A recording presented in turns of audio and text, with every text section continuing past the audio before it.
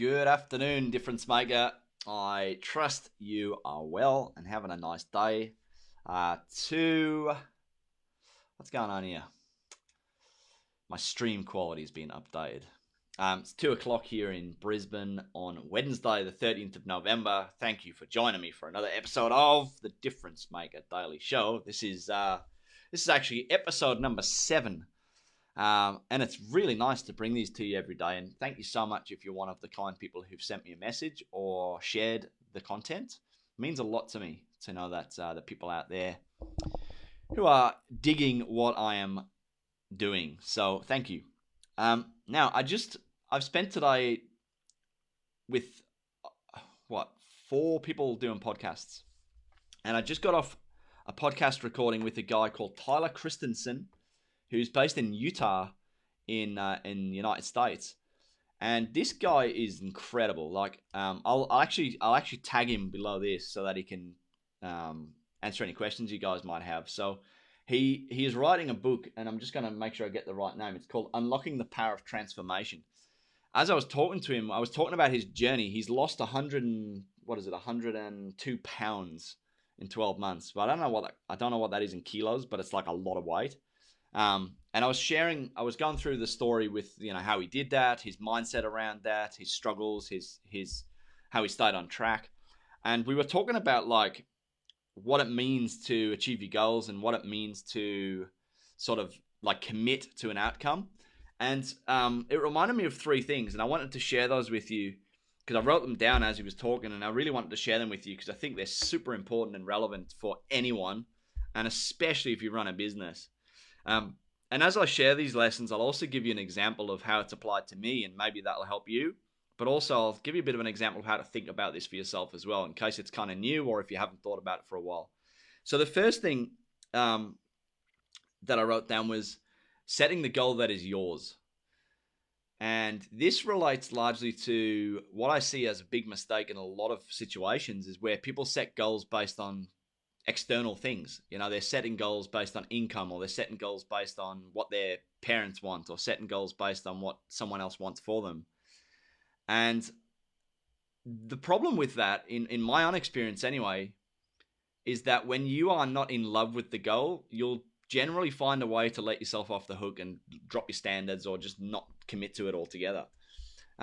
And so I think it's really important that whatever you have as your outcome that you want in your business or your life or your relationships or whatever, that you make sure that you are the owner of that outcome. You are the owner of that goal, for want of a better term.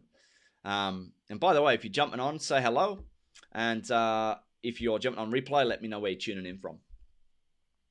So that's the first thing, is really owning that goal. I mean, for me, I think about some of the goals that I've set in the business, where when I had a team, I was setting income goals, and I was setting goals to go and do a certain number of events and speak on a certain number of stages. Or the biggest one was making sure I wanted to speak to a certain number of people in a room. All very ego-based goals. And I didn't have full ownership. I didn't take full ownership of those goals because they were more like their goals that I was kind of taking on board, thinking that that was appropriate to say to them. In reality, what I've realized when I actually thought about, what is the goal? What is my perfect average day in my business look like? It has nothing to do with speaking to millions of people in one room. It has to do with making an impact with people in a room. And so that completely shifted the way I approached my business when I made the goal mine, because I got rid of my office. I got rid of my team. We simplified everything. And then also the way that I speak, I much prefer to speak in a room of 20 to 25 people now rather than 120. Because I know that I can impact and have a conversation with every person. So that goal is mine, right? So that's the first thing. Own your goal. Make sure it's your goal, not your wife's, not your husband's, not your friends, not your family's, yours. That's the first lesson. The second lesson I want to remind you of, and this is on the back of something that Tyler said to me on the episode. And he said, Kirby, I knew what I wanted to achieve, but I always failed first. It's a really interesting thing to think about, is that you always fail first. And I think it's true, right? Like, if I think about everything good that's happened for me in my life, it's always come after something has gone bad, or what I perceived as being bad based on my expectations. And so I want to give you this thought process. Well, let me give you a really good example of how this applied in my life first, and then I'll give you the thought process. In my business, again, I thought that I was a failure when I lost a big corporate client. They were a major client. I didn't plan well enough to lose the client. We ended up in a really bad situation because I didn't have a backup plan. I kind of put all my eggs in the basket with this particular client. And as a result, I felt like a real failure when that happened. And it impacted my family. It impacted the staff that I had at the time. And it generally sucked. And I really didn't feel like I was good enough at that time. You know, I felt rejected. I felt like I had made a big mistake, that I wasn't delivering well enough to these people. But hindsight is a beautiful teacher. And Steve Jobs always said this so beautifully, that you can't connect the dots looking forward. You can only connect the dots looking back.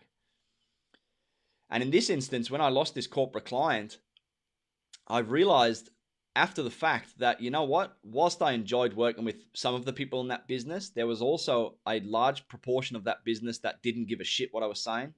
They weren't implementing what I was teaching. There's people that really didn't understand my value. And I was really clinging on to one aspect of that relationship, and that was the guarantee of cash flow.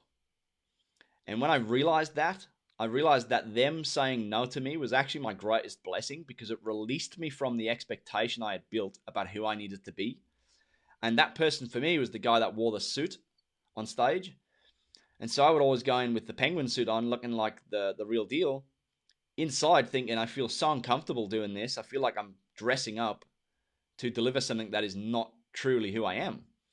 And I realized that I'd come like full circle on this thing of taking failure and seeing it as a positive, when I did a training not that long ago, like maybe 4 or 5 weeks ago in Byron Bay, and I was in this room of women who were coaches, and I said to them, "Hey, look, let's move outside for a while, and we'll do some training outside in the yard." And we moved the whiteboard out, and we took everything down to the grass area. And I was lying down on the ground they were all lying around on the grass, relaxing as I was teaching. And I lay down on the ground and started teaching, just sitting there on the ground. And someone snapped a photo of me. And I looked at the photo and I thought, you know what, that's perfect, because the person that I used to think I had to be was the person wearing the suit. The reality is, what I wear makes no difference to the value I provide at all. In fact, if anything, the more relaxed I feel, the better the value is that I provide, because I just like really let it go. And so I realized in that moment that I'd come a long way. And as such, that failure that I saw as such a big part of me and that I carried around for so long, I was able to very quickly drop that and realize that the thing they allowed me to do was move on. And they almost forced me to move on. You know, call it the universe, call it whatever you want, but, you know, there's better out there for me. There's more that I need to achieve. And if I stay comfortable with that client, then that's not going to happen. So it reminds me of a great quote that I learned when I learned neuro-linguistic programming, or NLP. And the quote goes something like this, and it is, there is no failure, only feedback. And I love that quote, because every time that I felt like I had failed, what was really happening was something, call it a greater power, call it God, whatever you believe, was saying to me, hey, Kirby, there's more that you can do. There's a different avenue you can look at here. There's a different context to look at here. And sometimes we miss that because we get so caught up in what we expect it to be that we don't allow it to be. All right. So that's the second lesson I wanted to share with you that I've been reminded of today, is that failure is not final. Failure is feedback. All right. The third lesson, and this is really big, is accountability. Now, obviously I teach coaches, I do coaching, I do training, and I often talk about this thing of accountability, and yet I realize that I've forgotten it for myself in terms of this particular aspect that I want to talk to you about. When we set a goal and we keep it to ourselves, what we do, and I'm going to give you a really good example of this in a moment, is that because it's internalized, no one really knows what that goal is or what it means, and so therefore we can lower our standards very easily. You know, we might say, and I'll give you the classic example, right now, my health, like my physical health, is probably as bad as it's been in 6 years, 5 years. I realized that this week. I was like, wow, this has just crept up on me, you know, like I've put on a bit more weight than usual. I've been eating really not very good. I've been drinking more alcohol than usual, just not looking after my health. And I feel like I've had this conversation with myself so many times over the last little while. And what I realized has happened is because I haven't shared this with anyone, because I haven't said to Ramika, hey, Ramika, I'm going to go to the gym and I'm going to get fit and I'm going to look after my health and I don't want you to buy any chocolate. And if you see me eating a bag of chips, punch me in the nose, that sort of thing, that no one's holding me accountable. And so therefore, when I feel tired and I go to the cupboard and I reach for the Cadbury's chocolate, not sponsored by Cadbury's, FYI, that I let myself off the hook too easily because there's no one to be accountable for, right? So that's an example in my life that is showing up for me again and again and again. And what Tyler just said to me, he said, you know, the best thing I did when I lost over 100 pounds was I told everyone that I was going to do it. So this guy is a teacher, he's a school teacher. And he said he went and told all of his students and he told all of the people at the school and he told his wife and he told his kids. So now suddenly the world was watching. And I remember when I started this business, I told the world that I was going to go out there and make a difference. And that really spurred me on because I knew that people were watching me. So I think there's a lot of power in verbalizing, or more specifically, externalizing your outcomes, externalizing what it is that you're committing to so that more people can keep you accountable and they can give you that little kind of pat on the back when things are going well, and they can support you when things perhaps aren't going as well as you thought. And I think that's a really, really important thing. So I'm going to encourage you to think about those three things. The first one, making sure the goal is yours or the outcome that you want is yours. The second one, treating failure as feedback, not giving in and saying, this is too bad, I can't do it. And the third thing is keeping yourself accountable by sharing your goals, sharing what it is you want to achieve. I am actually going to do a live stream and I'm going to share with you everything I want to achieve and the goals that I'm setting myself, because I think it's important to share those with you because I want to achieve them and I want you to hold me accountable. I want you to say, Kirby, you said you were going to do this. And actually doing this exercise of what I'm doing right now with this daily live is essentially a mini version of what I've just discussed with you, because the fact that I've shown up 7 times in a row now, I haven't done that in forever. And the reason I'm doing that is because I know there's someone in America who watches this every day who will tell me if I'm not doing it. She'll say to me, Kirby, you said you were going to show up every day for your people. And also, it would be hypocritical of me to stand in a room and tell the story about how there's someone out there in the market waiting to hear your message if I'm not sharing my message. So I don't know if you resonate with what I'm sharing every day. I hope that it resonates with some of you. I hope that today's episode has resonated with you. I hope it is a reminder, as it has been for me personally, that we hold the power to get things done, no one else. And it's up to us to be accountable, and it's up to us to set the outcome, and it's up to us to make sure we deliver on that and don't deviate from our standards, and that we don't allow ourselves to get caught in the funk of thinking that we're failing, and that we honor the struggle, to coin the phrase that Brendan Bouchard would use. I think that's super important, and I probably haven't given myself permission to fail often enough.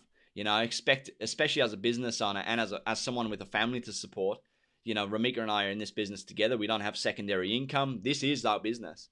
And if I don't perform, we don't eat. So, you know, that puts a lot of pressure on an individual. And for me, I think sometimes I have not given myself permission to fail on the back of that, well, my kids require me to do real good things. My wife requires me to do real good things. And so then I expect it all to be perfect. And the stress that has created for me this year has been just insane. And that's probably why I'm carrying more weight than I have in a while. So if you're noticing that the face is getting a bit chubby, it's all right. I'm going to deal with that. So look, I just wanted to share those with you. I really hope that in some way that it's resonated. I can't see any comments today for some reason, but I'll look back onto this. So if you're leaving a comment, I apologize that I can't say hello because I can't see who's on. But yeah, remember those 3 lessons that I shared with you, and maybe go back and have a look at some of your goals that you have for your business or for yourself, for your relationships, for how you turn up as a parent or a husband or a wife or whatever it might be for you individually. Also have a look at the things you are promising or the promise that you've made, the commitment that you've made is probably a better word, as a difference maker. You know, if you are a coach or a consultant or a trainer, or you're doing something to help other people and inspire other people, please use this episode as a reminder that you are on the right track. And please use this episode as a reminder that people need you. And it's completely okay for you to fail. It's completely okay for you to understand that that is a directional marker for you to make some changes to what you're doing so that you can make a bigger difference and you can achieve the things that you're absolutely 1,000% capable of achieving when you commit to it and when you stick to it. So I hope that's been helpful for you. I'm going to tune in again tomorrow. By the way, if you want to tune in on the podcast, you can go find the Difference Maker show on iTunes, Stitcher, and Spotify. So you go search for that and subscribe. And all of these live streams are being uploaded over the next couple of days. So if you miss out on an episode here on Facebook, you'll be able to get it downloaded onto your device so you can listen to it on the go. Let me know in the comments what you think of this. And also, what are you committing to? Let me know in the comments, or even send me a message. What are you going to externalize to the world and commit to so that you can show up as the difference maker you were put on this planet to be? I'm going to go now and see my kids and get some more work done. I'll speak to you later on. Thanks for tuning in. See you guys.